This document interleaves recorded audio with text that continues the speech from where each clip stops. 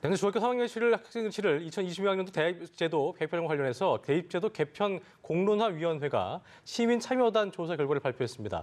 수능 상대 평가 유지 쪽으로 가닥이 잡히면서 4가지 시나리오가 가운데 정시 모집 비율을 45% 이상으로 확대하고 현행 수능 상대 평가를 유지하는 일환이 선정이 됐습니다. 네, 이와 관련해서 이만기 UA 중앙교육소장 그리고 교육부를 출입하는 강은나래 기자와 함께 자세히 내용 살펴보도록 하겠습니다. 네, 어서 오십시오. 어서 오세요. 안녕하세요. 네, 자 먼저 강 기자에게 묻겠습니다. 대입 개편의 핵심이란 게 이번에 수능 상대 평가를 유지냐, 또 절대 평가 전환이냐, 아니면 또 수능 위주의 정시 모집 확대냐, 아니면 반대냐 두 가지였는데 일단은 정시 모집 비율을 확대하고 수능 상대 평가를 유지하는 일환이 1위를 한 것으로 전해지고 있는데요. 좀 정리를 해주실까요? 예. 네, 대입제도 개편 공론화위원회가 오늘 공론화 결과를 발표했는데요. 예. 일단 총 4가지 개편안 가운데 그 어떤 안도 과반을 넘는 압도적인 지지를 받지는 못했습니다. 그럼에도 정시 전형으로 신입생 45% 이상을 뽑고 수능은 상대 평가를 유지하는 내용의 일환이 5점 만점에 3.4점으로 가장 높은 점수를 받았습니다. 예. 오차범위 내에서 그 다음으로 지지를 많이 받은 이하는 3.27점을 받았는데요. 이하는 수시와 정시 가운데 특정 전형에 치우치지 않으면서 수능을 절대평가로 전환하자는 아닙니다. 쟁점별로 좀 더 세부적으로 살펴보면 수능 위주인 정시 전형의 적정 비율과 관련해서는 확대해야 한다는 의견이 82.7%로 우세했습니다. 예. 또 학생부 위주 전형에서 교과 전형과 학생부 종합 전형 중에 현행보다 학생부 종합 전형의 비중을 늘릴 것인지의 문제에 대해서는 찬반 의견이 거의 비슷하게 나타났습니다. 또 수능 평가 방법과 관련해서는 중장기적으로 절대 평가 과목을 확대해야 한다는 방안이 적절하다는 의견이 53.7%로 높았습니다. 예. 어쨌든 좀 가볍게 지금까지 나온 상황을 좀 이야기를 해본다라고 한다면 수능 비중이 줄어들지 않고 계속 유지되어 있거나 좀 더 늘어난다라는 걸로 좀 파악할 수 있는 거 아니겠습니까? 이러면 학생들 입장에서는 수능 부담은 여전히 남아 있을 것 같아요. 이번에 이제 시민 참여단의 선택의 요지는 입시에서 가장 중요한 게 단순성이다. 예. 그리고 또 중요한 것이 공정성이다. 예. 이제 그동안 학종에 대한 비판이 제일 많았던 것이 공정하지 않고 단순하지 않다였거든요. 그걸 예. 뒤집어 보려면 수능을 늘려야죠. 근데 예. 문제가 이제 수능을 늘려버리면 부담이 커지는 겁니다. 그렇죠. 그러니까 특히 이제 졸업생들의 입장이 좀 좋을지 모르겠지만 재학생 입장에서는 수능도 준비해야 되고 내신도 해야 되니까 둘다 수능 부담이 준비해야 여전히 커지는 것이 결론입니다. 소장님께서 예상하실 때 일환이 1등을 할 거다라고 예상을 좀 하셨어요. 어떻게 좀 예상하셨어요? 아닙니다. 저희들은 아마 3안에서 3안. 4안 정도. 그러니까 현행 유지하거나 약간 바꾸는 건데 이번에 공론화위원회의 결정은 양극단을 결정했거든요. 그러니까 사실은 상대평가 정시 확대와 절대평가는 서로 양극단의 문제이기 때문에 상당히 어려운 문제를 결정한 것 같습니다. 예. 이게 보니까 45%로 수능 선발이랑 이 비중을 높인 방안으로 봤는데 네. 45% 높인다는 것이 어떤 의미이고 또 어떻게 부담이 좀 될 수밖에 없는지를 좀 짚어볼까요? 그러니까 모집 인원 전체 가운데 50% 정도를 수능으로 뽑는 건데요. 예. 지금은 한 25% 정도를 뽑거든요. 그러니까 배 25% 이상 정도. 늘어나는 거죠. 예. 그러면 사실은 수능 시험이라는 게 한 방에 보는 시험이기 때문에 네. 인생을 한 방에 뒤집을 수 있는 장점은 있지만 또 한 방에 무너질 수 있는 또 단점이 있기 때문에 그렇죠. 상당히 부담이 클 수밖에 없는 것이죠. 예. 근데 이번에 이제 절대 평가를 좀 확대하고 학생부 비중을 늘리는 이안 그리고 일환 지금 뭐 가장 많이 선택했다는 일환이 앞서서 이제 굉장히 상반되는 양극의 안이라고 했는데 이게 네. 굉장히 유사한 간극을 두고 지금 일환이 채택이 됐기 그렇습니다. 때문에 이걸 일환이 제일 많이 나왔다고 이야기를 하기도 조금 애매한 상황이 되지 않았습니까? 근데 이제 양 진영에서는 사실은 공정사회라는 시민 모임 쪽에서 일안을 지지했고 전국 교직원 노동조합 쪽에서 이안을 지지했는데 아마 양 극단에서는 둘 다 인정하지 않을 거예요. 유의미하지 않다. 근데 예. 그것도 유의미하지 않느냐. 근데 사실 그건 통계적인 문제이기 때문에 우리가 뭐라고 말할 수는 없는 것이니까 예. 공론화위원회 조사의 결과를 따를 수밖에 없는 것이죠. 일단은 1, 2안 가지고 이렇게 하고 있다가 나중에 교육부가 발표를 할 텐데 네. 3, 4안은 탈락이 된 거죠, 그럼요? 탈락이 아니고요. 예. 1안과 2안을 기본적인 토대로 토대로 하되. 이제 한 2, 3일 동안 국가교육회의 안에 있는 대입특위가 논의를 해서 7일에 교육부에 권고합니다. 그 권고안을 가지고 교육부가 수용할 건지 말 건지를 또 결정하기 때문에 서로 지금 이제 공을 넘기는 상황이다 이렇게 보시면 됩니다. 네, 이제 의제 1 같은 경우는 보니까 패자 부활의 기회가 있다. 내신의 비중이 지나치게 높아진 것을 억제하는 효과가 있다는 장점을 얘기하기도 하더라고요. 그러니까 장단점을 조금 짚어볼까요? 장점 지금 이제 하자면, 문제가 예. 뭐냐면 지금 학종이 대다수고 예. 또 학생부 교육과 전형이 대다수인데 그거의 기본적인 건 내신입니다. 내신은 5학기거든요. 그럼 이제 1, 2, 3학년 쭉 가다가 한 학기만 망가지면 내신 성적이 안 나와요. 그럼 지나기 어렵습니다. 근데 이제 정시는 수능 전형은 3년 동안 고생을 했더라도 한 방에 잘 보면 뒤집을 수 있기 때문에 패자 부활의 효과가 있다. 그건 좋은 점인데 문제가 뭐냐면 이제 주입식 교육의 어떤 그 부활 이런 게 있을 수 있고 또 그동안 약간 기울어져 가던 자사고나 특목고등학교 또는 지방 비평준화 고등학교 강남 소위 8학권, 강남 서초학권의 일반고들의 인기가 다시 살아날 수 있다. 또 그동안 또 학종 때문에 교실 수업이 많이 변했었거든요. 뭔가 활동적이고 토론식 예. 그 수업이 또 무너지고 과거의 속으로 돌아갈 수 있다. 그건 또 단점이 있습니다. 예. 참 이게 보니까 말씀드린 대로 뭐 장점 중에 하나가 학생부 전형 종합 전형을 위한 사교육비가 좀 또 절감되지 않을까라는 의견도 있는데 지금 네. 말씀하신 것처럼 또 일반 전형 같은 게 뭐 일반 학교 같은 게 좀 늘면 또 그 학군이 좋은 학교로 사람들이 몰리는 그런 현상이 좀 일어날 수도 있겠는 거네요. 우리나라의 가장 큰 문제가 뭐냐면요. 입시 제도와 사교육비의 연결 관계를 자꾸 따지는 게 문제입니다. 사실은 학종 사교육비가 내려가면 수능 사교육비가 올라가는 거거든요. 그렇죠. 항상 반비례한단 순서일 말이에요. 거군요. 예. 그러니까 그건 우리가 입시제도를 논의할 때 사교육비 논의는 빼야 됩니다. 빼고 교육적인 효과를 가지고 논의를 해야지 자꾸만 그러면 예를 들면 논술 사교육비 올라가면 또 다른 거 내려오고 서로 반대이기 때문에 그렇게 따지면 안 된다고 저는 생각하고 있는데 사교육비는 어디든 나중에 한 곳을 누르면 한 곳은 올라갈 수밖에 없다라고 보시는 그래서 거죠. 유명한 말이 풍선 효과잖아요. 그러니까 어쨌든 이안 같은 경우도 봤더니 그걸 뭐 내신 비중이 확대되면서 대학별고사 준비 같은 것 때문에 또 돈을 쓰게 될 수도 있고 이런 얘기도 있더라고요. 그렇죠. 그러니까. 절대평가가 되면 수능의 영향력은 떨어집니다. 지금 내신의 영향은 올라가게 되고 또 논술 면접 비중이 올라가게 외적인 되거든요. 부분. 그 사교육비가 또 드는 거예요. 연결 지으면 안 됩니다. 알겠습니다. 지금 사실 이런 교육 문제를 공론화위원회에 맡기면서부터 좀 논란이 있기도 했습니다. 이렇다 보니까 지금 시민 참여단의 전문성도 문제가 있지 않았냐라는 시각도 있거든요. 예. 이건 어떻습니까? 네, 지난해 신고리 원전 5, 6호기 건설재개 공론화 그 당시는 단순히 찬반을 결정하는 문제였는데요. 이런 대입제도 개편 논의는 학생과 학부모, 교사 등 다수의 이해관계자가 복잡하게 얽혀있기 때문에 합의안 도출이 어려울 것이다라는 우려가 애초부터 나왔습니다. 이달 말 대입제도 개편 최종안 발표를 불과 3개월여 앞두고 공론화를 시작했기 때문에 시기적으로도 좀 촉박했던 게 또 사실이고요.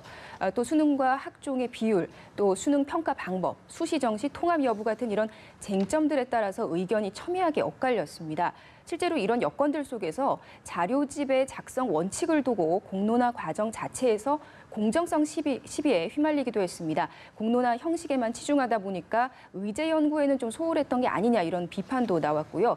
또 이 밖에 교육 시민 단체들뿐 아니라 교육감들도 나서서 대입제도 개편과 관련해서 입장을 좀 산발적으로 표명을 하면서 장외 여론전도 좀 치열했습니다. 게다가 막판에 일선 학교에서 시험지 유출 문제가 잇따라 또 불거졌습니다. 그러면서 내신 불신이 또 정시 확대 요구로 이어지기도 했습니다.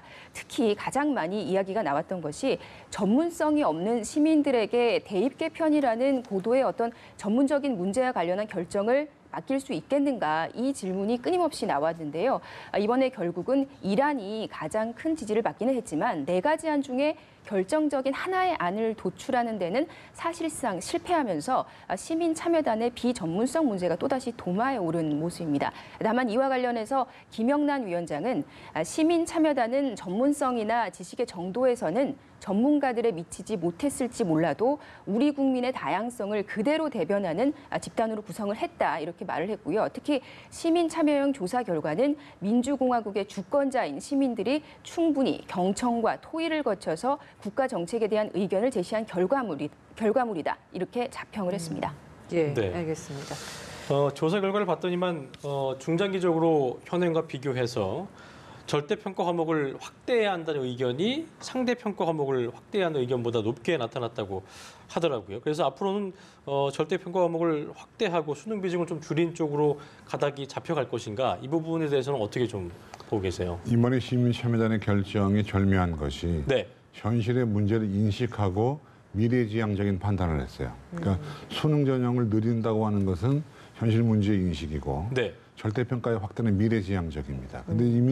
근데 교육부에서는 이미 수능 과목 개편을 논의하고 있고 그 개편 논의 속에 제2외국어를 절대평가로 바꾸는 방안을 이미 얘기하고 있습니다. 그래서 아마 자동적으로 절대평가 과목은 늘어나지 않을까라고 생각하고 있습니다. 그렇군요. 학교 학생들 오늘 이 결정이 나왔을 때 어떤 반응이었을지 이것도 좀 짚어봐야 될 것 같은데 어떻습니까?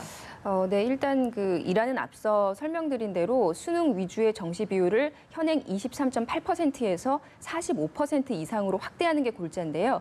2월 인원까지 합한다면 한 50% 정도 되는 겁니다.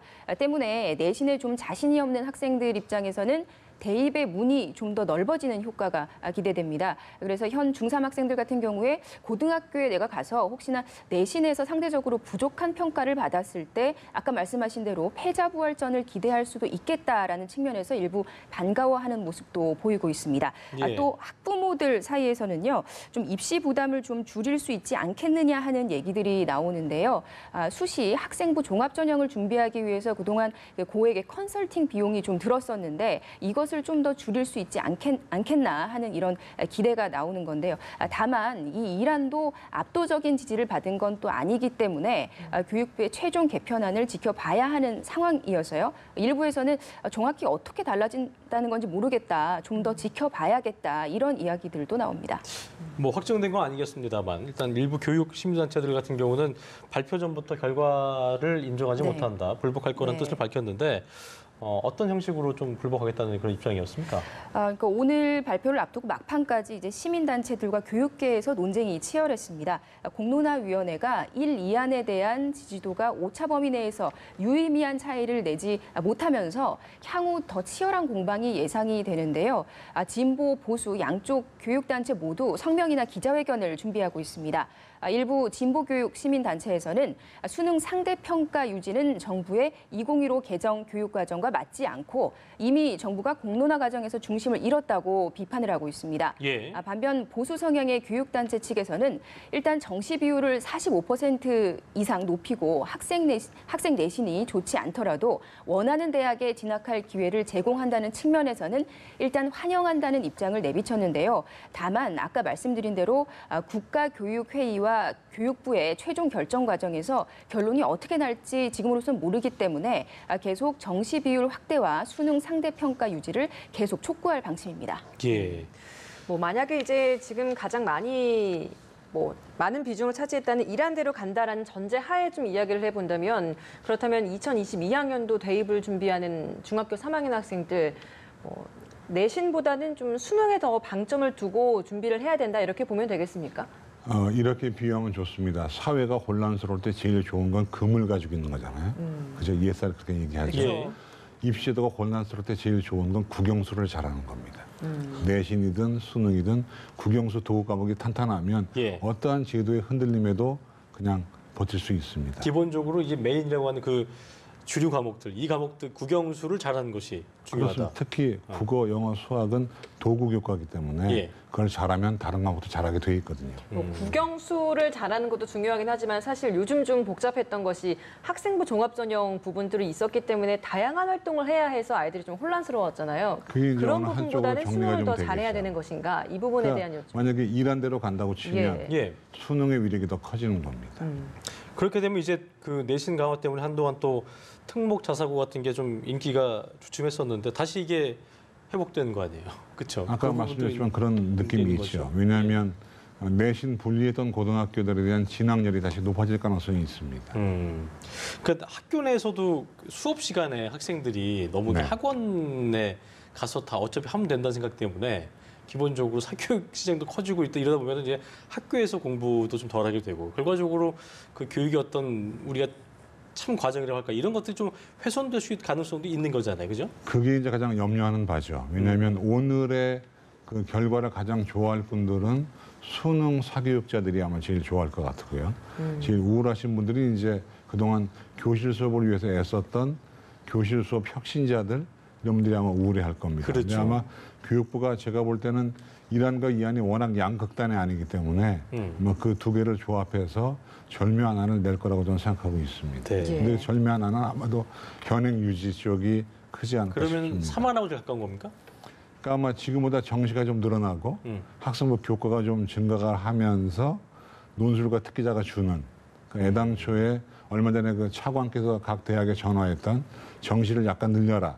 이 정도 선이 되지 않겠나 생각하고 있습니다. 25에서 50 사이 한 30% 정도로 예상하시면 제가 볼 때는 35% 35 정도. 정도로 가면서 수시 2월을 따지면 실제로 한 6대 4가 되는 예. 그러니까 수시가 6, 정시 수능 전형이 4가 되는 이 정도가 되지 않을까라고 예상만 하고 있습니다. 알겠습니다. 이게 확정이 된 것이 아니기 때문에 예. 이제 교육부의 결정이 남아 있지 않습니까? 언제쯤 이 결정이 나올 것으로 보이나요?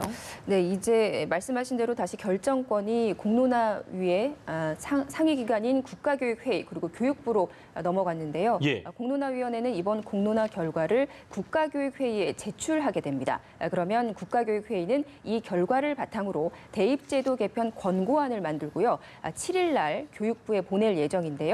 교육부는 이 권고안과 이번 공론화 범위에는 빠졌던 2022학년도 수능 과목 구조 그리고 출제 범위, 학생부 기재 개선안 등을 종합을 해서 이달 말에 최종 개편안을 결정하고 발표할 예정입니다. 다만 1안과 2안 순으로 다수의 시민 참여단이 지지를 보냈지만 오차 범위 내에서 각축하는 상황이라는 점에서 공론화 이전보다 교육부의 부담은 더 커졌다고 볼 수도 있는데요. 예. 어느 한쪽 안을 낙점할 경우에 걷잡을 수 없는 파장도 예상할 수 있습니다. 그렇군요. 소장님께서는 항상 이 생각을 많이 하실 것 같아요. 교육은 백년지 대계다 이런 말이 있기 때문에 네. 어쨌든 예전에도 항상 그 강의하실 때 보면 학생들 많이 위한 말씀 많이 해주시고 하셔서 입시 경쟁도 좀 최소화하고 수능에 대한 부담도 좀 떨칠 수 있고 수험생들이 원하는 학교를 좀 마음껏 지원할 수 있는 물론 저희가 물어보는 건 참 쉽게 물어봅니다만 어떤 부분을 지금부터 조금씩 손봐가는 게 제일 중요하다고. 재차 말씀드립니다만 가장 중요한 것이 제발 입시 제도를 가지고 교실을 바꾸려고 하지 마라. 또 사교육비와 제도를 연결시키지 마라. 오로지 수업은 수업만 바라보고 현장의 전문가에게 맡겼으면 좋겠다. 네. 현장 전문가 누구냐면 교사들이죠. 교사들이요. 그러니까 모든 거의 결정권자들을 관료나 이런 분들이 아니라 학부형도 좋지만 교사들에게 맡겨서 그들이 연구할 수 있는 자료를 만들어주면 좋겠다. 이 생각이 듭니다. 예. 예, 알겠습니다. 그리고 마지막으로 이제 2019년도 수능을 보는 올해 고3 학생들이 있습니다. 이제 네. 정말 얼마 남지 않았거든요. 4개월밖에 남지 않았는데 마지막으로 수험생들에게 이 남은 기간 동안 활용해서 할 수 있는 좀 팁을 주신다면 좀 어떤 게 있을지 한 말씀 들어보고 싶습니다. 축구는 후반전부터죠. 입시가 지금부터 후반전인데 네. 이미 EBS 교재 70% 연계가 확정되고 시행되고 있기 때문에 네. 지금부터는 EBS 교재에 소위 그 속된 말로 짝퉁 교재들이 많아요. EBS 짝퉁 교재를 교재요. 바탕으로 해서 수능 문제와 유사하게 만든 말하자면 EBS 변형 문제에 대한 공부가 지금은 제일 좋을 때입니다. 아, 변형 문제들을 시중에 많이 나와 써야 있거든요. 된다. 네네. 그걸 가지고 이제 EBS 교재 어차피 수능도 변형이기 때문에 예. EBS 교재를 토대로 한 변형 문제를 풀어보는 것이 변별력을 좀 관건이다. 높이라는 말씀이신 거죠? 변별력은 아니고요. 그 유사한 문제를 많이 풀어봐요. 유사한 문제. EBS 교재는 당연히 풀겠지만 그 문제를 가지고 약간 변형한 그런 문제를 많이 풀어봤으면 좋겠다. 예, 이 생각이 남은 듭니다. 4개월 동안 EBS 문제를 변형한 다양한 문제를 좀 시도를 해보면서 수능 준비를 잘 해보면 좋을 것 같습니다. 네, 오늘 말씀 고맙습니다. 좀 고맙습니다.